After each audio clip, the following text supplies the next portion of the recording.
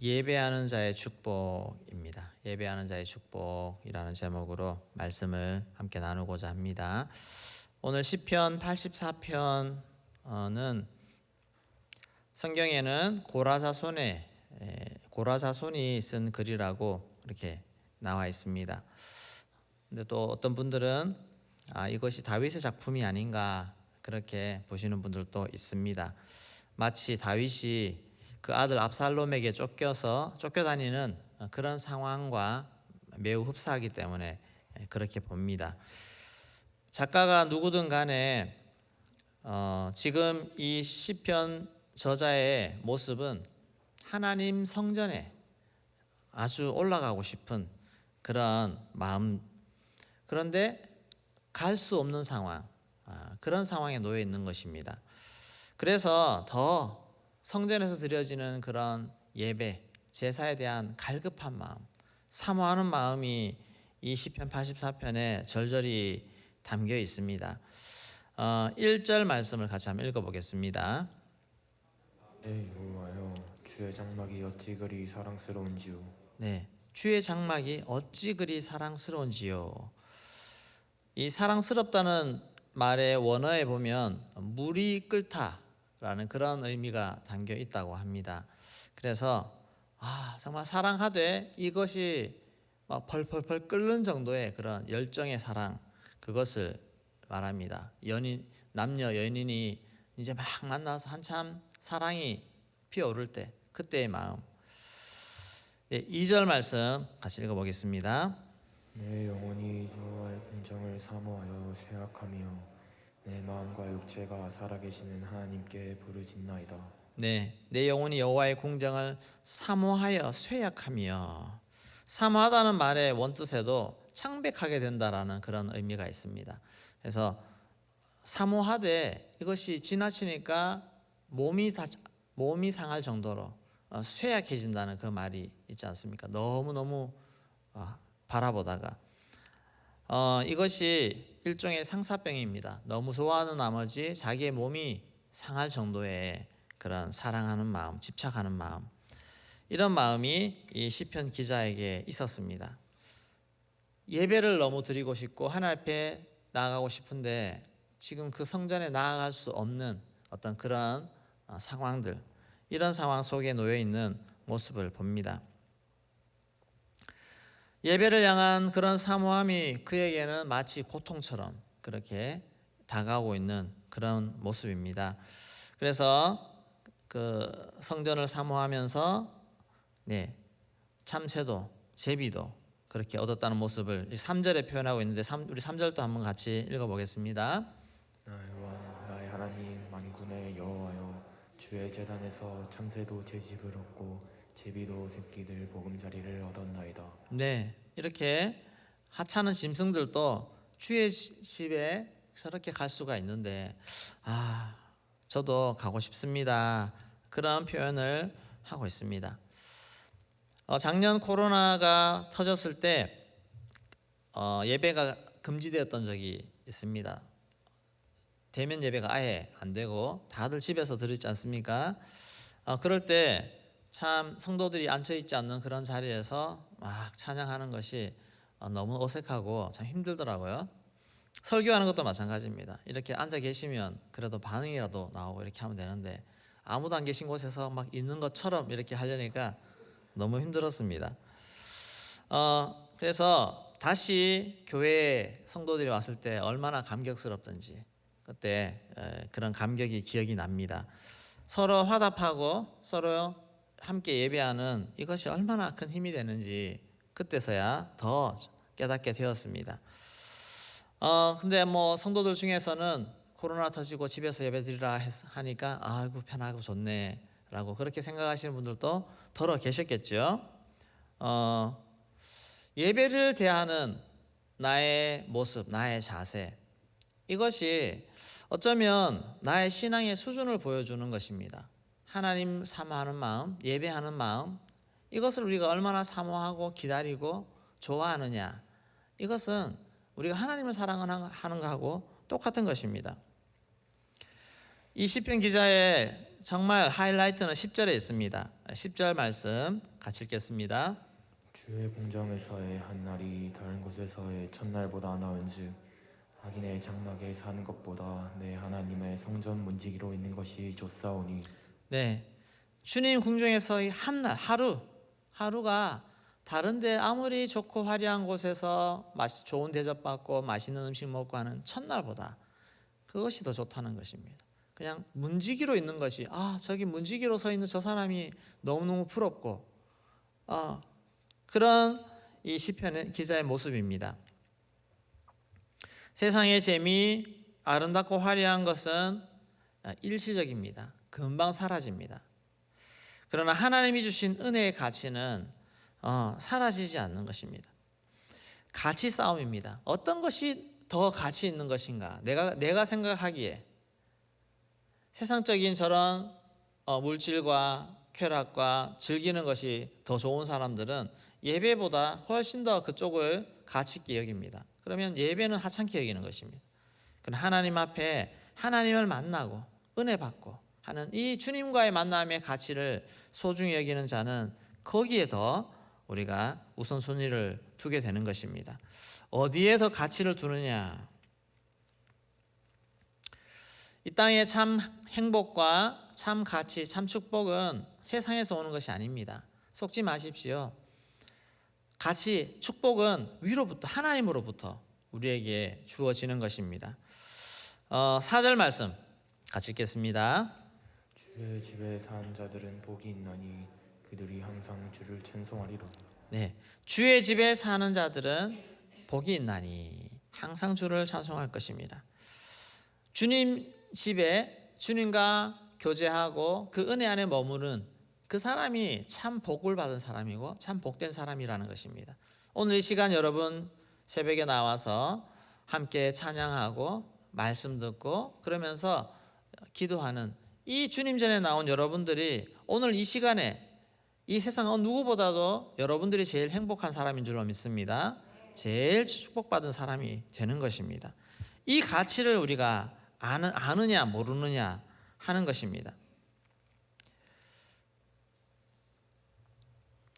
사람은 자기가 사랑하는 것을 숭배하게 되어 있습니다. 내가 어디에 가치를 두고 있느냐 그것이 드러나게 되어 있습니다. 돈을 추구하느냐, 명예를 추구하느냐, 권력을 추구하느냐, 아니면 가정에 우리 자녀가 우상이냐, 다 삶에서 드러나게 되어 있습니다. 근데 이런 것들은 하나님이 우리에게 선물로 주시는 것들입니다. 선물로 주시는 것. 숭배받을 가치가 있는 것이 아닙니다. 하나님만이 우리의 예배를 받고 경배를 받으실 만한 유일한 가치를 가지신 분이십니다. 하나님만이 예배받기 합당하신 분이라는 것입니다. 이것을 깨달은 사람이 우리 하나님께 마음을 다하고 정성을 다하고 뜻을 다해서 우리의 모든 가치를 다 동원해서 하나님을 예배하는 그런 예배자가 될 수 있는 줄로 믿습니다. 이 가치를 정말 깨달으시기를 소망합니다. 우리 인류의 역사, 성경에 나오는 사람의 역사는 예배의 역사와 똑같습니다. 하나님이 왜 사람을 만드셨습니까? 만듦의 목적부터 우리의 모습을 알 수가 있습니다. 사람을 만든 목적은 하나님을 예배하도록 그렇게 우리를 만드셨다는 것입니다. 이사야 43장 7절 말씀 같이 읽겠습니다. 24 장로들이 효자에 앉으신 이 앞에 엎드려 세세토록 살아계시는 이에게 경배하고 자기의 관을 보좌 앞에. 네, 주소가 잘못됐네요. 이사야 43장 7절 제가 읽겠습니다. 내 이름으로 불려지는 모든 자 곧 내가 내 영광을 위하여 창조한 자를 오게 하라. 그를 내가 지었고 그를 내가 만들었느니라. 내가 내 영광을 위하여 창조한 자를 오게 하라 그랬습니다. 우리는 하나님의 영광을 위해서 지음받은 자라는 것입니다. 우리의 신분을 분명히 아셔야 됩니다. 우리는 하나님이 지으셨는데 하나님의 영광을 위해서 지음받은 자라는 사실입니다. 이것이 우리가 존재의 이유입니다. 이사야 43장 21절 말씀 같이 읽겠습니다. 이 백성은 내가 날 위하여 지었나니 날 찬송하게 하려 함이라. 네, 하나님이 너희는 나를 위해 지었다는 것입니다. 하나님을 위해서 나를 찬송하게 하려 함이라 그렇게 했습니다. 이 부분을 잘 이해하셔야 됩니다. 하나님이 여러분들을 지어가지고 그냥 나만 바라보고 막 찬양하고 하는 그런 기쁨조로 세워서 막 그렇게 하나님 하시는가? 그것이 아니라는 것입니다. 우리가 하나님을 찬양하는 일, 그 일에 우리가 부름받은 그 일 자체가 우리 인생이 할 수 있는 가장 영광스러운 일이라는 것을 아십니까? 정말 가장 가치 있는 일입니다. 인간으로서 할 수 있는 가장 가치 있는 일이 이 온 우주 만물을 지으시고 다스리시는 그 하나님을 찬양하는 그 일이라는 것은 엄청난 존귀한 일이라는 것입니다. 가치 있는 일이라는 겁니다. 그리고 그 일을 할 때 우리 속에 부어주시는 그 기쁨은 말로 표현할 수 없는 그런 축복과 감격과 기쁨이 될 수 있다는 것입니다. 그것을 우리가 기억할 때 하나님 앞에 나아가서 하나님을 예배하고 하나님을 찬양하는 이 일이 참으로 놀랍고 가치 있는 일이라는 것을 발견할 수가 있습니다. 신약에서 하나님이 우리 영혼을 구원하시는 목적도 다르지 않습니다. 에베소서 1장 5절 6절 말씀 같이 읽겠습니다. 그 기쁘신 뜻대로 우리를 애정하사 예수 그리스도로 말미암아 자기 아들들이 되게 하셨으니 이는 그가 사랑하시는 자 안에서 우리에게 거저 주시는 바 그의 은혜의 영광을 찬송하게 하려는 것이라. 아멘. 그의 은혜의 영광을 찬송하게 하려는 것이라. 우리가 지금 전도에서 복음 전에서 한 영혼이 하나님 앞에 자녀로 세워지는 그 일은 그 영혼이 우리 주님을 찬양하는 은혜의 영광을 찬송하는 그런 사람이 되게 함이라 하는 것입니다. 존 파이퍼 목사님은 이것을 정확하게 말하고 있습니다. 그가 말하기를 선교, 우리가 선교하는 이 선교의 목적은 바로 예배다라고 말했습니다. 예배하기 위해서 하는 것이다. 저 한 영혼이 하나님 앞에 예배자로 세우기 위해서 그렇게 하는 것이라는 겁니다. 우리는 천국에 가면 무엇을 하겠습니까? 장차 천국에 가면 우리 천국에서는 시간 제한이 없습니다. 영원히 존재하는 우리의 영혼이 천국에서 무엇을 하며 지낼까? 그것은 예배입니다. 예배. 요한계시록 4장 10절 11절 말씀 같이 읽겠습니다. 24 장로들이 보좌에 앉으신 이 앞에 엎드려 세세토록 살아계시는 이에게 경배하고 자기의 관을 보좌 앞에 드리며 이르되 우리 주 하나님이여 영광과 존귀와 권능을 받으신 것이 합당하오니 주께서 만물을 지으신지라 만물이 주의 뜻대로 있었고 또 지으심을 받았나이다 하더라. 아멘. 하늘에 올라가서 우리 하나님을 찬양할 때 영광과 존귀와 권능과 뭐 이런 단어들, 여러분 요한계시록에 나오는 이런 많은 찬양에 포함되는 단어들을 우리가 찬양할 때 그 감격이 그 단어들 앞에 우리가 의미를 다 담을 수 있을 만큼의 그런 깊이 있는 찬양을 드릴 수가 있어야 됩니다. 여러분들이 지금부터 천국에 가서 부를 찬양을 이 땅에서부터 열심히 연습하십시오. 모든 존귀와 능력 찬양과 우리 어제도 찬양 드렸지 않습니까? 그런 찬양이 어쩌면 이 땅에서 천국을 맛볼 수 있는 찬양입니다. 이 땅에서 하나님의 영광을 상상하면서 드릴 수 있는 얼마나 존귀한 찬양입니까? 이런 찬양을 많이 부르십시오. 그러면서 그 찬양 속에서 부어주시는 하나님의 은혜, 이것들을 마음껏 누리며 그렇게 예배의 삶을 살아가기를 소망합니다. 천국에 가면 대부분의 이 시간들을 이렇게 주님과 교제하고 찬양하고 하는 그런 시간들로 보냅니다.